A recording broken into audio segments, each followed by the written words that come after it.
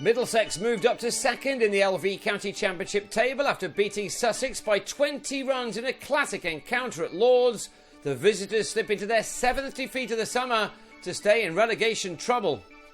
Sussex began the last morning well, Tim Murtagh falling to the 9th ball as he clipped Steve McGoffin to Chris Liddle before he troubled the scorers. McGoffin then completed the 21st 5-wicket haul of his career when Ravi Patel edged to Michael Yardy, with McGoffin taking 5 for 73 and David Milan able to add only 2 runs to his overnight 118. Middlesex were all out for 331. They'd added only 5 runs to their overnight total, and that left Sussex a target of 266 to win, something they really needed to do, with Hampshire wrapping up a victory over Warwickshire to increase the pressure on the visitors here. Through Ed Joyce and Luke Wells, they made a solid start to their chase. But 3 wickets before lunch had Middlesex in the box seat. Wells nicked a slash off James Harris behind to end an opening stand of 36. 7 runs later, Joyce also fell to Harris, adjudged to be LBW after making 22.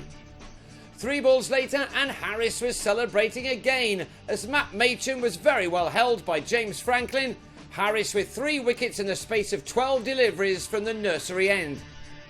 That had Sussex on 44 for 3, Michael Yardy and Chris Nash adding 26 more either side of lunch, only for the latter to then be bowled by a sharp turner from Patel, who was just into his 2nd over.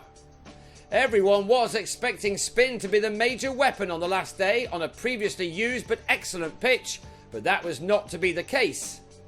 Nash and Luke Wright brought up the 100 for their team, but then a spitting delivery from Murtagh had the latter caught by Ollie Rayner after scoring a breezy 20, the bowler with his 500th first-class wicket.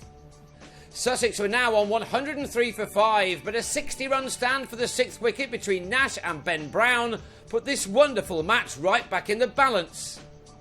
Nash was the key man at this stage as he went to a 50 off 75 balls with his 9th boundary.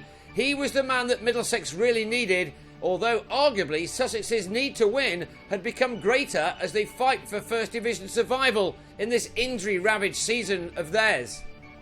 Nash and Brown took the total up to 163, the target down to 103, Nash moving with few problems on to 66. But then he tried to cut a short ball from Toby Rowland-Jones, only to edge to Rayner, a man who doesn't miss too many in the slip cordon. He had less success with the ball though, and some hittable deliveries had Brown and Ashar Zaidi forming a partnership just when it was needed. We were into the final session of this thrilling contest by now and were still unsure as to the final result, with this pair reducing the runs required to 69. Where it was Harris who did the early damage, it was now Rowland-Jones who stood up for his side. He produced a peach to have Ashar nicking behind on 15. And in his next over, he produced a delivery that was totally unplayable, Ollie Robinson actually doing well to deflect it to Rayner again.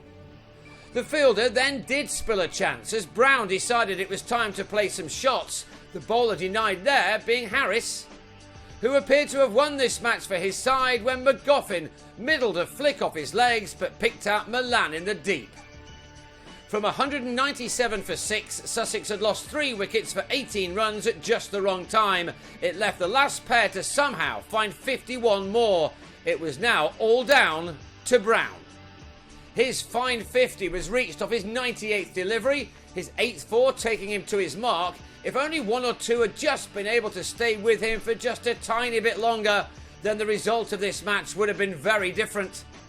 Brown, though, hadn't given up yet, and the tension was building with each boundary he struck. It was a superb effort from the keeper, who was being helped by last man Chris Liddle, who held up his end when he needed to, as the target was brought down to just 21. Murtagh was then given the ball, and with his 4th delivery, he watched Brown go on the pull. He timed his shot well enough, but found Franklin right on the edge of the square leg boundary.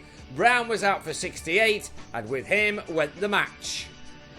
Middlesex had won it by only 20 runs, one of the tightest finishes of the season. It earned the home team 19 points, and that sees them up to 2nd in the table, but still 38 behind the leaders Yorkshire, who also have a game in hand.